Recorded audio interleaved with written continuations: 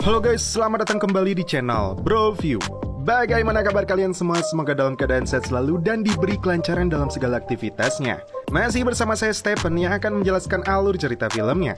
Kali ini saya akan menjelaskan alur cerita film yang berjudul Yakuza Princess.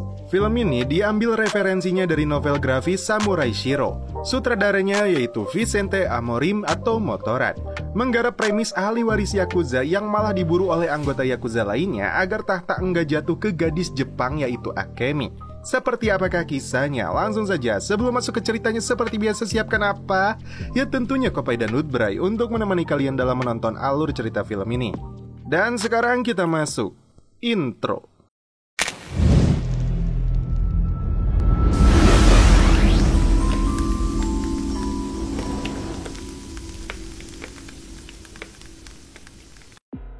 "20 tahun lalu di Osaka, Jepang. Dalam sebuah acara pesta, terjadi pembantaian terhadap klan terkuat Jepang yang bernama klan Takikawa. Semua anggota keluarganya dibantai dengan brutal, terkecuali seorang bocah perempuan yang berhasil selamat dalam serangan itu. Scene berpindah ke masa kini di Sao Paulo, Brazil. Seorang pria bernama Shiro terbaring di rumah sakit dengan penuh luka di sekujur tubuhnya. Dia langsung mengamuk hingga petugas terpaksa membiusnya kembali.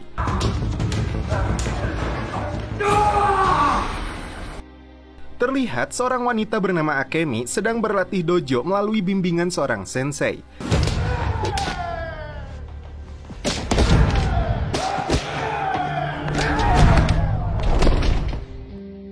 Karena permainannya buruk, Akemi diberi sebuah pemahaman untuk menyatukan dirinya dengan Shinai, seperti yang pernah diajarkan kakeknya. Dan akhirnya di percobaan selanjutnya Akemi berhasil menunjukkan bakatnya.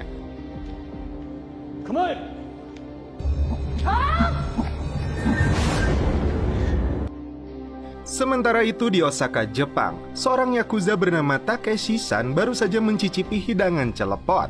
Anak buahnya yang bernama Yoshiaki disiksa dengan kejam karena dianggap telah berkhianat. Yoshiaki membisikkan sebuah rahasia besar ke telinganya. Tidak ada siapapun yang mengetahui informasi ini selain bos mereka. Dan ini yang dilakukan Takeshi.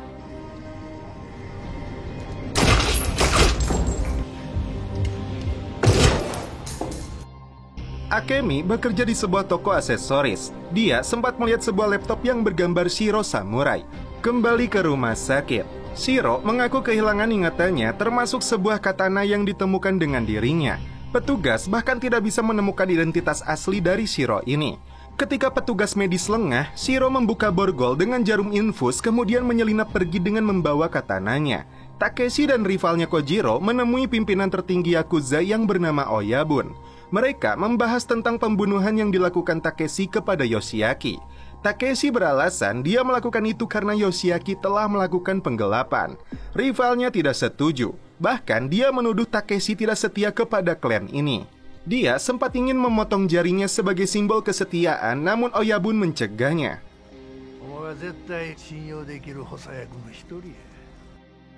Dua letnan dari Oyabun ini kembali terlibat adu mulut. Sementara itu, Akemi membuat tato monco di tangannya, persis seperti bordir yang dibawa kakeknya sebelum meninggal.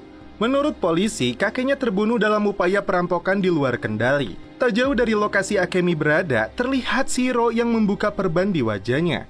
Dia kembali melihat katana yang dibawanya, namun belum jelas apa yang terjadi sebenarnya. Di sebuah bar, Akemi dan teman Brazilnya merayakan hari ulang tahun kelahirannya. Dia sempat menyanyikan sebuah lagu, namun tiba-tiba seorang pria mabuk dan dua temannya mengganggu Akemi. Kesal dengan perlakuannya, ini yang dilakukan Akemi.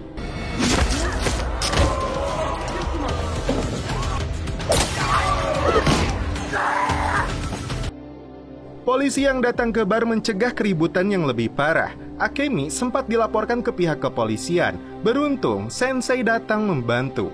Sementara itu, Shiro menyelinap masuk ke toko barang antik. Dia menemukan sarung dari katana yang dia bawa. Tak lama, sang pemilik toko pun muncul. Saat itulah, Shiro bertanya tentang sejarah katana yang dia bawa. Tanpa menjawab pertanyaan Shiro, dia langsung memberikan $1.500 kepada Shiro untuk katana tersebut. Shiro menolak. Si pemilik toko kemudian menawarkan pertukaran dengan koleksi pistol miliknya di era Perang Dunia. Setelah Shiro membenturkan kepalanya dan meletakkan katana itu di lehernya, barulah dia bercerita. Ini adalah pedang kuno yang disebut Muramasa, yang sangat langka dan berisikan hodam iblis yang haus akan darah. Seorang Yakuza Jepang mencari pedang ini dan mereka berani membayar dengan harga tinggi. Shiro mendapatkan alamat pria tersebut. Pulang dari bar, Akemi merasakan kesedihan karena di hari ulang tahunnya yang ke-21 dia tidak bisa merayakan dengan kakeknya. Pagi hari, Shiro datang ke rumah yang dimana Akemi dan almarhum kakeknya tinggal. Dia tidak menemukan siapapun di rumah tersebut. Di saat yang sama, Takeshi sampai di Brazil sedang menuju rumah Akemi. Akemi yang sedang dalam perjalanan ke rumahnya dicegat 3 preman yang sempat mengganggunya di bar. Dia sempat menghubungi polisi, namun mereka lebih dulu menyergap.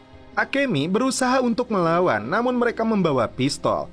Dia bahkan dipukuli dan akan dicelepot, namun ternyata Shiro masih berada di rumahnya.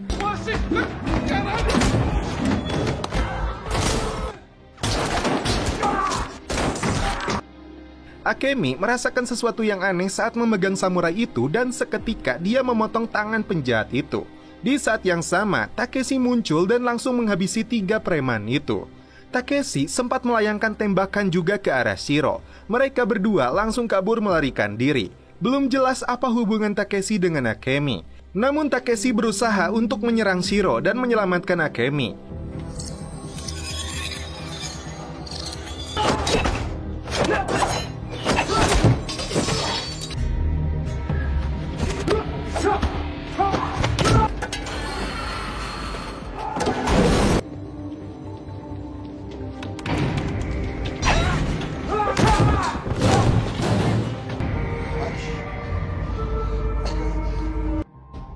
Akemi membawa Shiro ke tempat latihan dojo. Shiro berniat untuk bertemu dengan kakek Akemi yang ternyata sudah meninggal.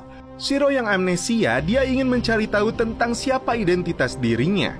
Di ruangan kerja Sensei, dia menemukan foto dirinya dan keluarganya, dan di samping foto itu terdapat Takeshi. Ketika Sensei datang, dia hanya mengatakan kakeknya menyuruh dia menyimpan foto itu, dan Akemi harus bertanya langsung kepada bosnya tempat dia bekerja. Katana ini telah menemukan pemiliknya seperti yang pernah dia ajarkan. Kakeknya yang bernama Daisuke memiliki hubungan cinta dengan bosnya ini selama 8 tahun. Sebelum tewas, dia menitipkan sebuah alamat untuk diberikan kepadanya.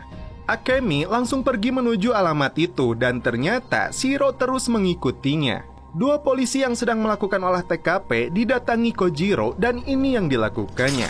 Di dalam kereta, Akemi terkejut Shiro sudah berada di sampingnya. Pagi hari, mereka sampai di lokasi yang sesuai dengan alamat yang diberikan bosnya. Di dalam rumah ini, mereka bertemu dengan 3 orang Yakuza senior bernama Genjiro, Saito, dan Yukiko. Shiro terkejut karena kedua aki-aki itu memiliki tato di seluruh tubuhnya sebagai simbol seorang Yakuza. Satu pria senior lainnya menemui Akemi, kita sebut dia Naruto. Mereka semua adalah teman kakeknya, dan jawaban dari semua pertanyaan dirinya akan segera terjawab.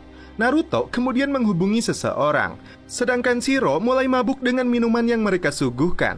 Sambil menonton tayangan seorang samurai yang melakukan aksi bunuh diri untuk kehormatannya atau istilahnya yang familiar disebut harakiri. Sementara itu, Akemi terlihat sedang santuy mandi air panas yang disediakan Yukiko. Hujan dan petir menyambar di sekeliling rumah ini membuat Akemi tidak bisa tidur. Pedang itu serasa mengeluarkan energi meminta darah dari korbannya. Sedangkan Shiro diseret kedua Yakuza senior itu setelah mabuk berat. Nasibnya ada di tangan pria yang akan datang ke rumah ini. Yukiko kemudian mengajak Akemi ke lokasi makam. Yang mengejutkan, Akemi melihat makam Yukiko dan Naruto.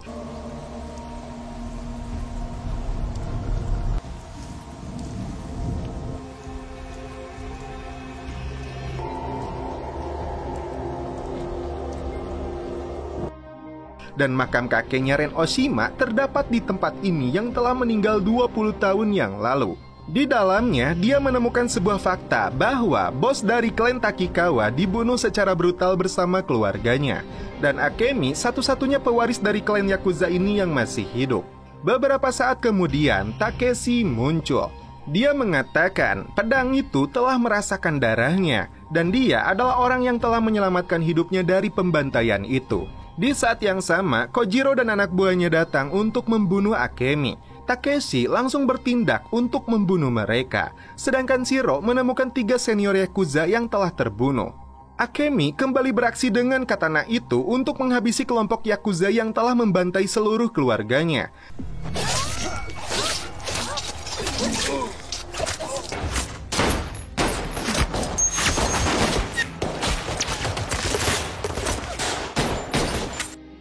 Takeshi sempat tertembak di kakinya, namun beruntung Akemi menyelamatkannya. Dan Kojiro sendiri mengeksekusi mati Naruto. Saat Akemi dan Takeshi akan menaiki mobil, terungkap Takeshi hendak membunuh Shiro kala itu karena dialah yang telah membunuh Ren Oshima kakeknya. Pagi harinya, saat Takeshi mengobati luka tembaknya, dia kembali membeberkan sebuah fakta bahwa Ren Oshima atau Daisuke bukanlah kakeknya. Dia tangan kanan Takeshi yang meninggalkan keluarganya sendiri demi menjalankan tugas untuk menjaga Akemi. Dan ayahnya Akira Takikawa adalah orang yang paling ditakuti di Osaka. Kepala gangster yang bernama Oyabun Kenichi yang sekarang jadi bos Takeshi telah membuat skenario dan konspirasi untuk melenyapkan ayah Akemi. Selama ini, Takeshi menyamar sumpah setia kepada mereka, padahal itu dia lakukan untuk menjaganya. Seorang pembunuh bayaran yang bernama Shiro dikirim untuk melenyapkan Akemi dan Ren Oshima. Yang belum terjawab, kenapa Shiro hilang ingatan dan balik melindunginya, Akemi kembali ke tempat latihan dojo dan menemukan senseinya telah tewas terbunuh. Satu persatu, orang yang dia sayangi kini pergi meninggalkannya. Saat Shiro datang, Akemi langsung menyerang.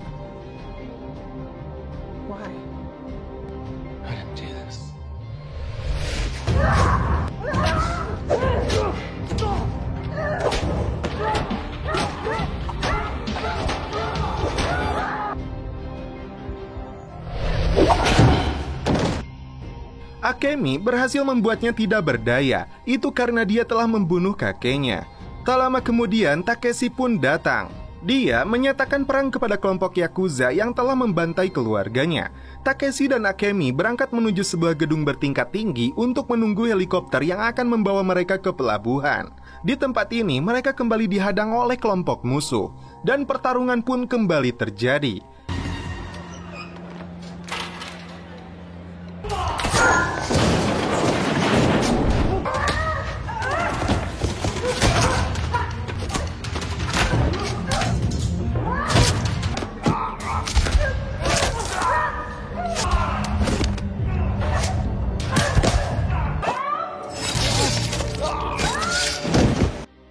Akemi berhasil menyelamatkan Takeshi dan membawanya naik ke atap. Masalah belum usai. Kojiro dan anak buahnya datang sambil membawa Shiro. Naas, Kojiro langsung menghabisi Takeshi yang sudah lemah tidak berdaya.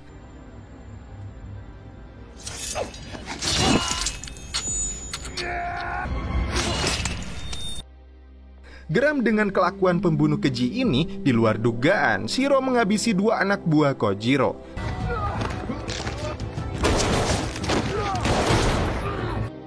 Dan kini pertarungan pamungkas antara Akemi dan Yakuza Kojiro.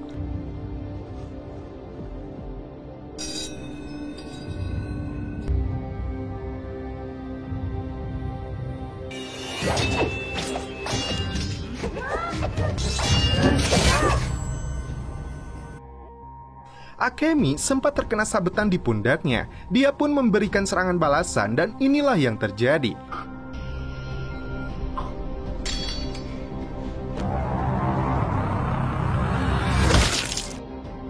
Kojiro pun tewas. Tersisa bos Yakuza Oyabun yang harus mereka habisi untuk menuntaskan balas dendam Akemi. Helikopter pun datang dan Akemi mengajak Shiro untuk berperang bersamanya. Dan setelah itu film pun berakhir. Oke guys, bagaimana menurut kalian alur cerita film dari Yakuza Princess ini? Menurut saya, hal unik dalam film ini adalah lokasi yang digunakan. Meskipun berlatar tempat di Brazil, di sana masih banyak toko-toko dan rumah makan khas Jepang. Orang Jepang juga saling berbaur bersama pribumi lainnya dengan hubungan yang baik, seperti Akemi yang memiliki seorang teman asli Brazil. Jalan cerita yang ditampilkan pun akan membawa kalian untuk terus mengikuti perjalanan Akemi dalam menyelesaikan konflik yang telah terjadi bertahun-tahun lalu. Namun tidak lupa juga dengan Koppai Suruh Putu.